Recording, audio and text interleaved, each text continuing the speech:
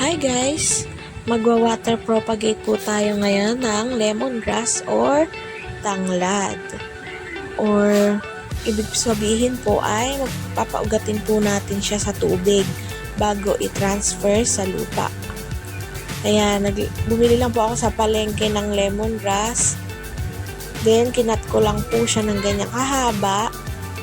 At binabad ko lang po sa tubig. Araw-araw po dapat palitan yung tubig niya. And baka mga within 1 week po, ay makita na po natin yung mga ugat niya. And pag po pwede na siyang i-transfer sa lupa at marami na siyang ugat, i-update ko po kayo ulit dito. Ayan, marami pong benefits ang tanglad sa ating katawan. Super healthy po niyan at mahalaga po yan sa kitchen natin. Pwede rin po siyang insect repellent. Marami po tayong magagawa sa tanglad.